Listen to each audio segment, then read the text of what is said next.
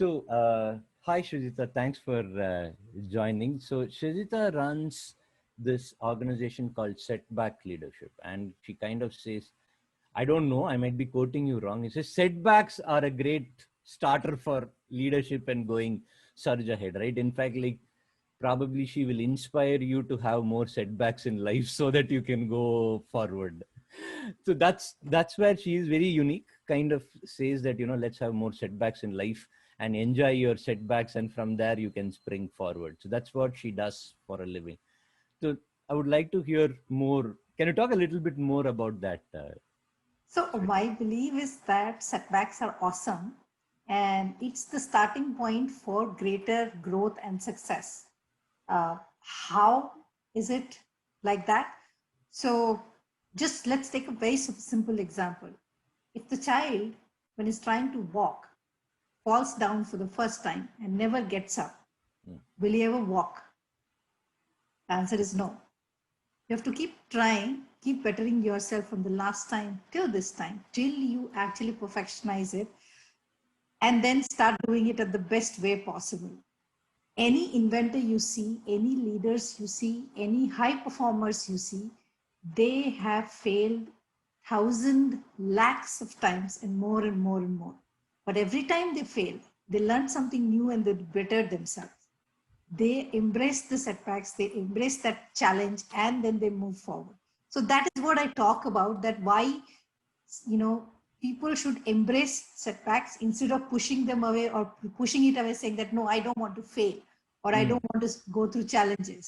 That's a wrong mentality. I pretty much work on that and tell people that you must go through challenges. Only then can you grow really, really, abnormally, and bring out the best in you. So that's what pretty much I work on. I've written a book on that called Setback Leadership, and I speak, train, coach in the same subject as well. Awesome.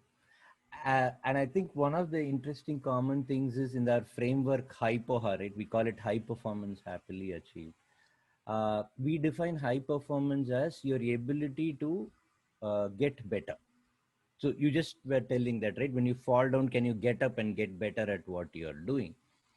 Now, one of the challenges which you would have seen is that around, and if you try something really new, you will fall much more often than a person who is walking a treaded normal path versus an untreaded path, right?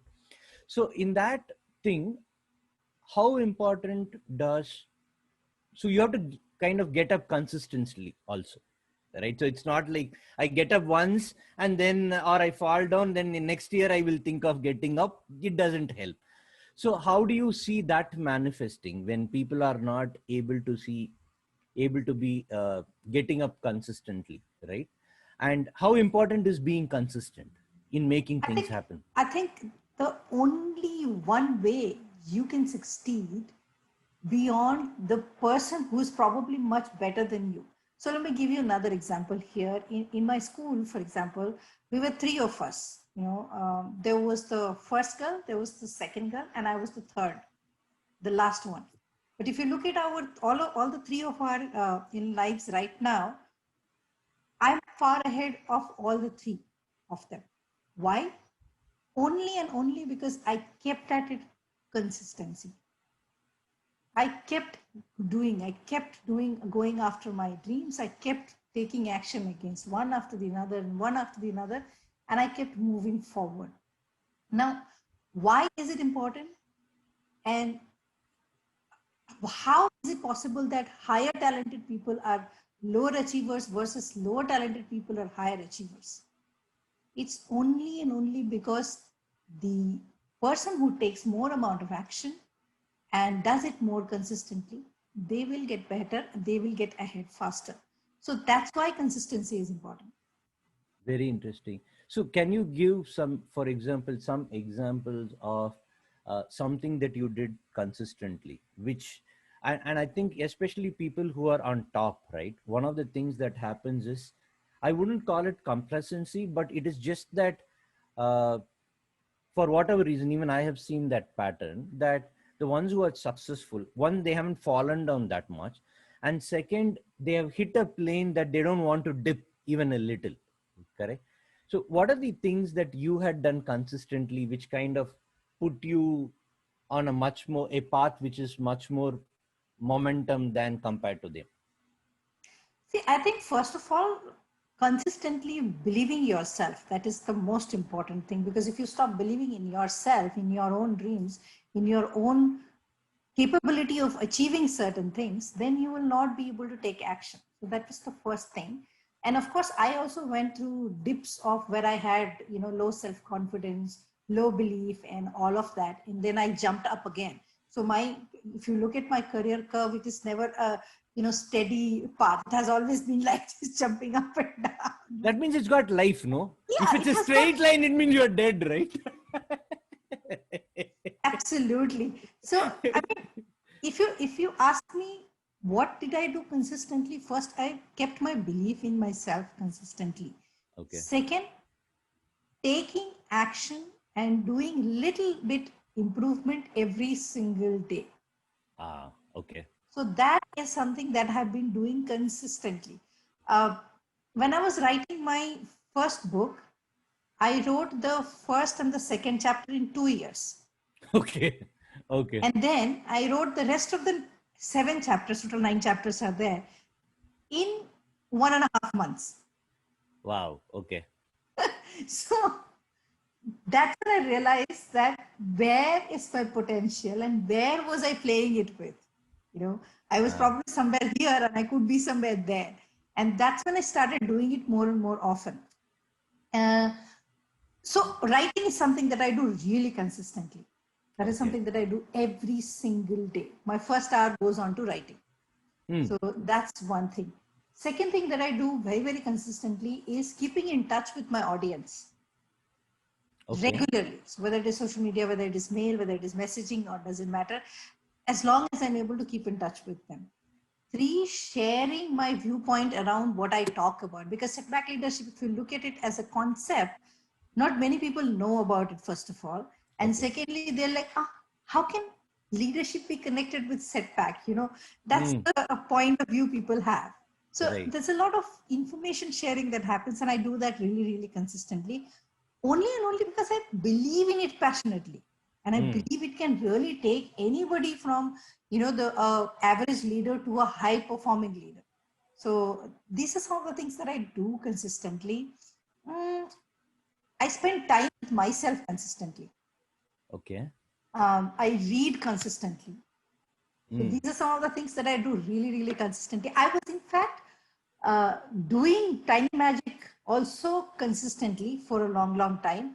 But the last month, I was doing a little bit of an experiment to Okay. see that if I stop doing it for 30 days, what happens to my mind? So this is something, again, that I do consistently, of challenging my own beliefs sometimes and then coming back stronger with another belief system.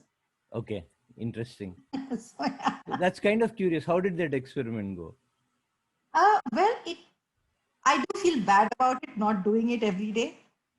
And I'm kind of stopping me from feeling bad, saying that, let me come back with it. I'll come back more stronger. Keep feeling bad. I will come back more stronger. Like that. Okay. So there's actually two aspects to that. Okay. So I think one thing is like when you did that, right? Did you, so when I was talking to Shahul, so he was telling like one of the things is consistency in one part of your life spills over automatically into another area of life as well. Correct? Absolutely. So in this case, like let's say when you had uh, so obviously you were doing a lot of things consistently always. So this was more like an accelerator to that, right? Or Yes. which adds to the flavor. It's like you have a good food, adding some more masala to it increases things, right? So this thing had done that. What area did it actually give an additional momentum to, using Magic Spark and the daily journaling I at think that point? one was fitness. Okay. I was a lazy fitness person. I would not do fitness at all. Okay. However, I used to do planks, like, a year back, I used to do 2-minute plank easily. Wow. Okay. So when the first time I came across the magic, tiny magic, the Magic app, Spark. as Magic Spark app. And we were asked to do a 1-minute plank. Okay. And in my mind, I was thinking, this is easy. I've done 2-minute plank, and we started doing it. And I think at 35, 40 seconds, I was like, shit, man, when will the rest of the 20 seconds? Okay. And so when that 1 minute happened, I realized that 2 minute I could have done probably a year back, not today. I have to get back there. So through tiny magic, I think I could do finally consistently when I started doing it. In 2 months' time, I did 3 minutes, 120 seconds. Okay, nice. So that not 120 seconds, 180 seconds. Okay. And in fact, with a break of 30 seconds, I could do 3 reps of 90 seconds. Wow. So Okay. that was like a, good incremental improvement from what I was doing earlier. And I definitely became more fitter and more livelier. Okay. Just on that thing, right? So even when we look at this, right, there is 2 aspects to what we do. One is doing that thing, and second is the journaling. Okay. And the journal is just 2 things, right? One, it documents what we have done, and sharing with others actually kind of gives us a good feeling. And when you write it down, you're actually putting it down in black and white, telling I have done it. Okay, so that it's kind of accountability to ourselves itself. So what the other thing, even after you have stopped journaling, does the trigger keep coming to you at that time? Yes, absolutely. Every morning. So as I said, last 1 month, I haven't done it. Okay. But every morning at that time, I have a strong urge to do it. Okay. Real strong urge. It's like, I'll give a bad example here. It's like when you feel like smoking, right? And you have to I was about to tell that. But the point is that, yes, the trigger definitely comes back. And how can you call that bad? It's very good. Yeah. Have it's it. not bad. Just have it yourself. Please habit. don't do passive smoking. Don't smoke around me. I'm happy with that. But anyway, I get around that. Me, I am going to tell you, Kumuran, no smoking around me. Okay, that I won't. But I get that thing, right? You get it's. I mean, the thing is, it is. So it's a good. It's a strong habit. Now it can be a good habit or it can be a bad habit. Yeah. Correct.